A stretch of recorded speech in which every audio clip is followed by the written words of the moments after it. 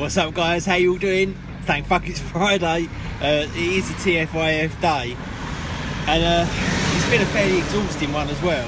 I'm not sure how loud all this traffic is going past. I'm currently in Bang Bus Mark 2, stuck in traffic, so yeah, no air conditioning. It's funny actually, because I don't actually mind driving the Bang Bus Mark 2, because I just don't really. A lot of people go to me, oh, how can you drive that after... God, there's a shadow. It looks like someone's right next to me. A lot of people go, oh, how can you drive that after having driven a nice car, you know, etc, etc. But things like that just really don't bother me. But if I could have two things, the two things that I miss the most about any kind of other vehicle is, number one, air conditioning. Air conditioning is a must.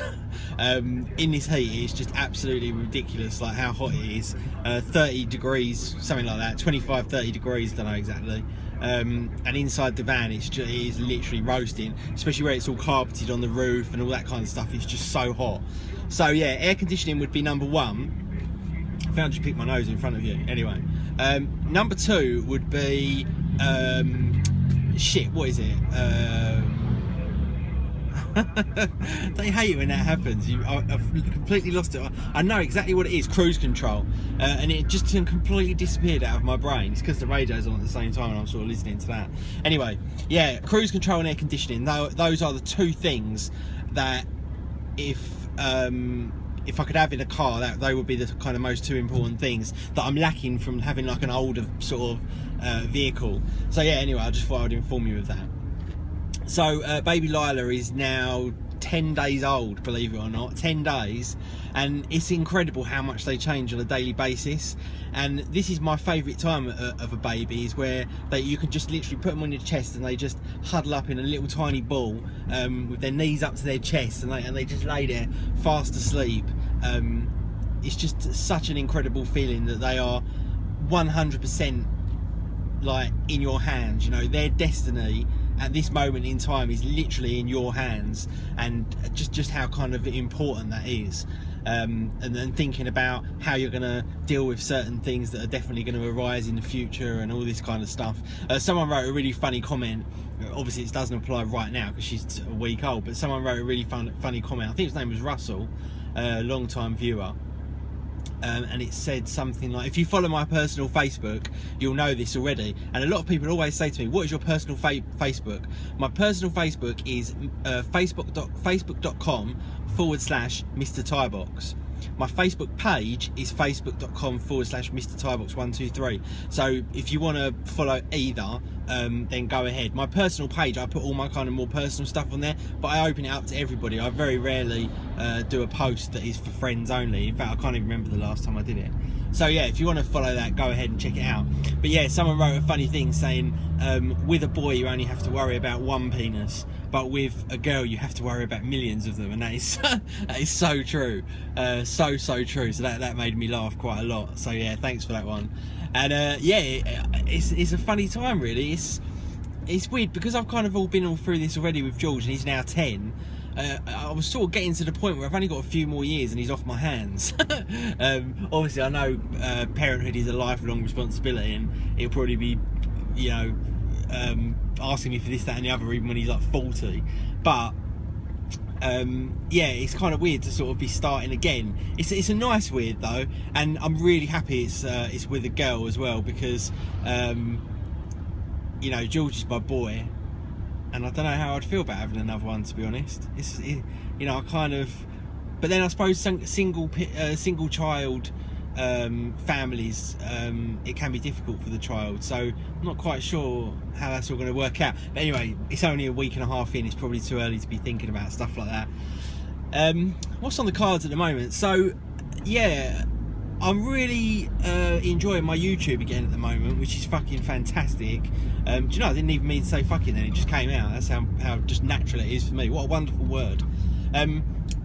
Yeah, so yeah, really into my YouTube again, and the main channel's going great. I've done some great reviews over there. Things are going really well, and I've got a few audio products coming in over the next couple of weeks. Now, for those of you that are kind of just into phones and general gadgets, I suppose audio equipment is quite boring, I suppose, to you. But to me, as a kind of creator, if you like, I'm really into quality, as you guys know. You know, I want things to be the finest video quality and also audio quality as well. And believe it or not, it's much more difficult to get good audio when using a DSLR than it is to get good video. So audio is actually quite difficult. I'm talking a real high level of audio, not just, you know, an okay audio. It's actually quite difficult to get, mainly due to the kind of preamps in the cameras. But even if you try and put a decent preamp in front of it, like a Zoom H6 or a Tascam DR60 or something like that, if you do a line out straight to the camera, so you have your video and your audio all in one, you still can't get a great audio if the microphone is a few feet away from you, i.e. in a kind of filming yourself situation. So, and the reason for that is that the preamps just aren't good enough, and they don't have enough gain to be able to put the volume into the camera through the line out.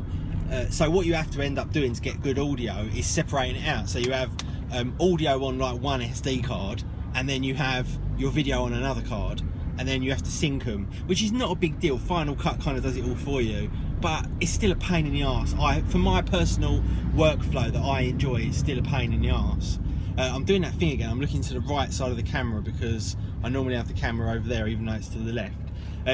Yeah, which I don't really like, having that sort of separate audio situation. I know they do when they make movies and when they do TV and stuff like that, but they've got whole teams of people doing this stuff. When it's just you, I find it just annoying. It just doesn't fit the way that I produce my videos.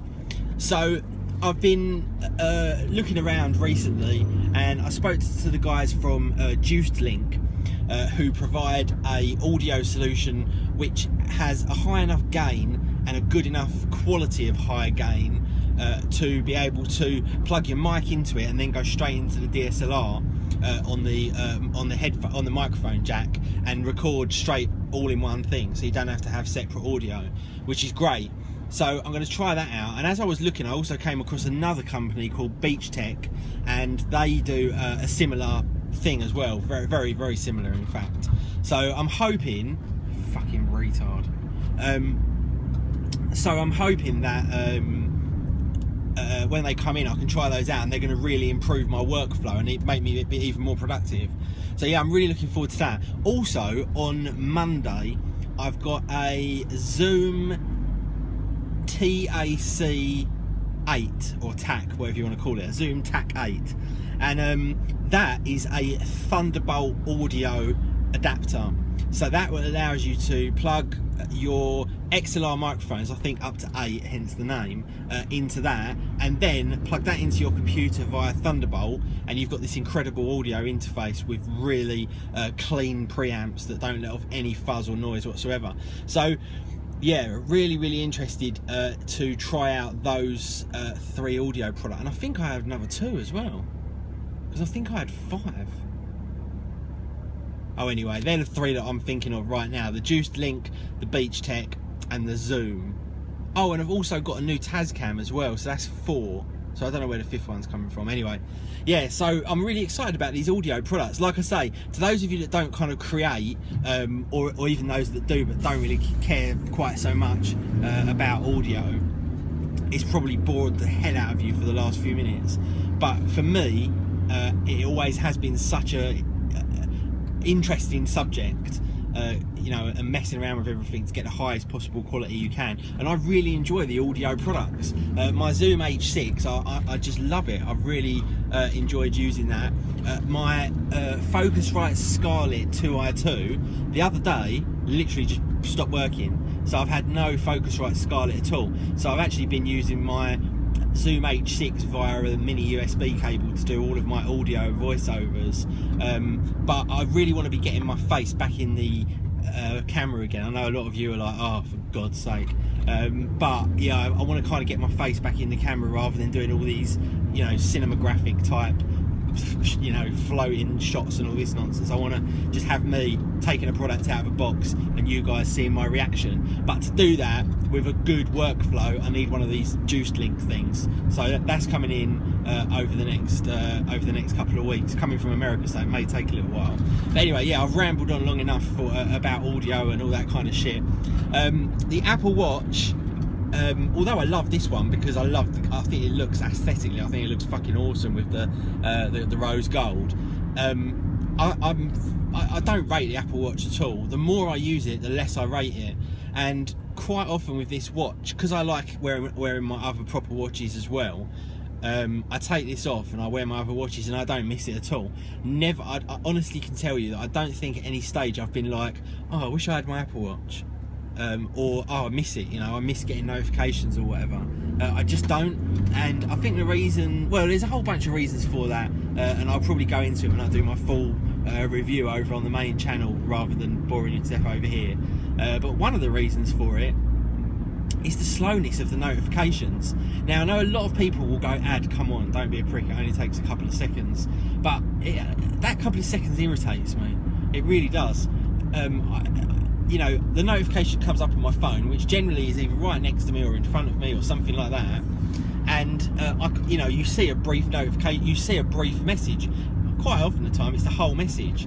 And then all of a sudden, a couple of seconds later, you feel a fucking little haptic on your wrist and you go, oh, and it's the same thing again. And it's like, oh, for God's sake, like, who doesn't have their phone right with them? Most people have literally got it right with them all the time. I certainly do. It literally is like stuck to me like a pubic hair.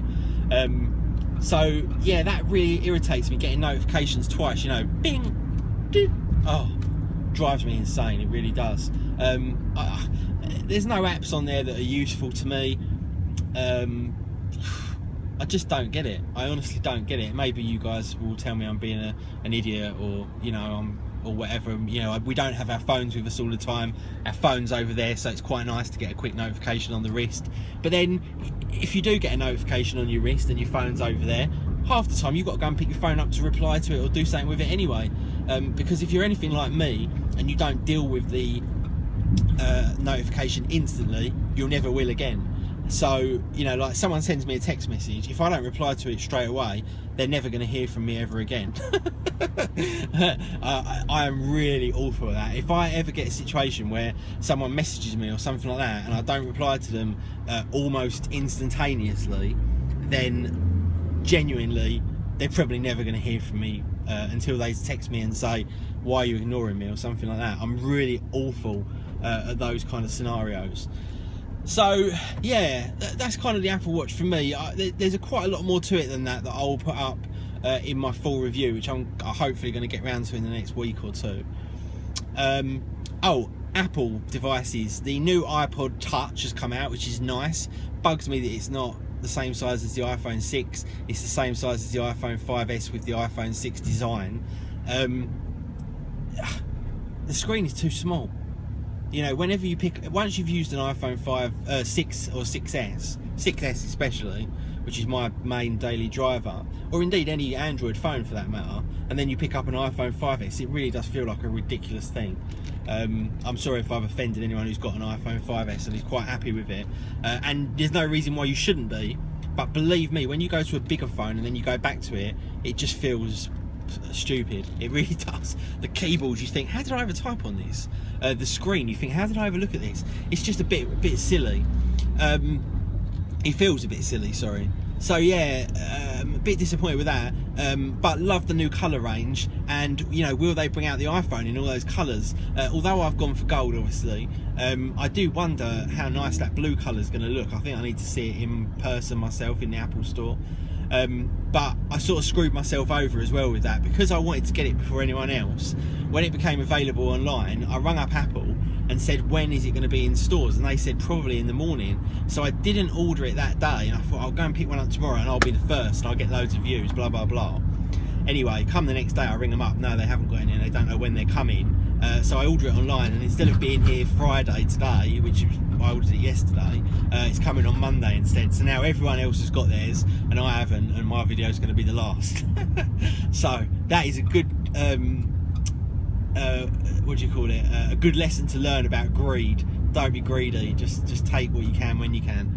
So yeah. Anyway, guys, that is it. I have talked shit for 15 minutes. It's not a record because I've actually been talking shit for 37 years, but it's probably a record for today. Anyway, have yourselves an absolutely fantastic weekend. Obviously, for Patreons or patrons, whatever the fuck you call them, I don't know. I will be doing the weekend vlog. If you want to be a Patreon, please do go to patreon.com/MrTybox123 and check that out, and then you get the weekend vlog as well. Apart from that, have a great weekend, and I will see you guys in the next one. Peace. Be safe, people.